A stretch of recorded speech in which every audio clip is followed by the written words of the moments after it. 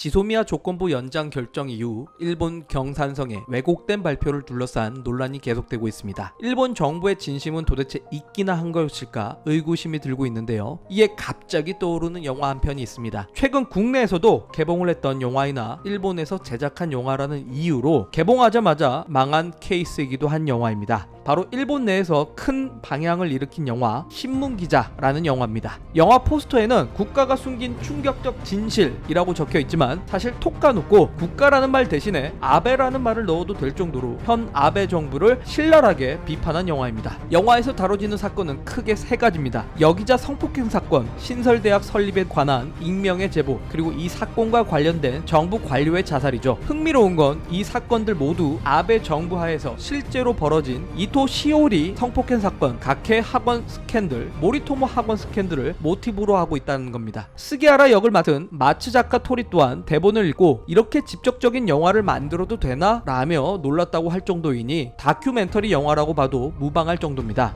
외무성에서 내각정보실로 파견된 주인공은 내각정보실장 타다의 지시에 따라 야당 정치인의 뒤를 캐고 SNS를 이용해 여론을 조작하며 언론을 통해 가짜뉴스를 유포하는 일을 맡고 있습니다. 하지만 그도 자신의 업무가 비정상적인 걸 알고 있기에 찜찜한 마음을 버릴 수가 없죠. 그럴 때마다 타다 실장은 국가를 지키는 중요한 업무임을 강조하며 스기하라의 행동에 당위성을 제공해줍니다. 더욱이 그에게는 사랑하는 아내와 곧 태어날 아이가 있습니다. 가족을 위해서라도 스기하라는 성실한 자신의 업무를 수행해야 했습니다. 그러는 중에 이 영화에서 첫 번째 사건이 발생되게 됩니다. 이 사건은 실제로 있었던 일로 인턴 기자로 일하던 이토 시오리가 TBS 워싱턴 지국장 야마구치 노리 유키에게 성폭행을 당한 사건을 영화 내에서 픽션으로 보여줍니다. 이토 시오리는 성폭행 사건을 경찰에 신고했으나 수사에 진척이 없자 결국 기자회견을 열었고 용기 내 카메라 앞에 섰지만 그에게 돌아온 반응은 냉혹했습니다. 옷이 야하다, 피해자 치곤 표정이 밝다 등 인신공격성 발언들이 쏟아져 나왔고 아베 총리와 친분이 있던 가해자 야마구치는 끝내 아무런 처벌도 받지 않고 불기소로 사건이 종결되게 됩니다. 그 다음 두 번째 사건이 벌어지게 되는데요. 신설대학 설립과 관련한 이 사건은 가케 학원 스캔들을 모티브로 하고 있습니다. 가케 학원의 오카야마 이과대학이 수의학과 신설 허가를 받는 과정에서 실제로 일본 내각은 농림수산성과 문부과학성에 영향력을 행사합니다. 이 사건이 특히 이슈화된 이유는 가케 학원 이사장이 아베 총리와의 친분을 이용해 특혜를 받았다는 의혹이 제기되고 있기 때문입니다. 마지막 세 번째 영화 내에서 주인공의 선배가 자살하는 소동이 벌어지게 됩니다. 이는 실제로 모리토모 학원 스캔들과 관련이 있습니다. 아베 총리와 그의 부인은 모리토모 학원에 국유지를 헐값에 넘겨주는 특혜를 주려 했고 이를 위해 공문서를 조작했다는 사실이 밝혀지며 파문을 일으켰습니다.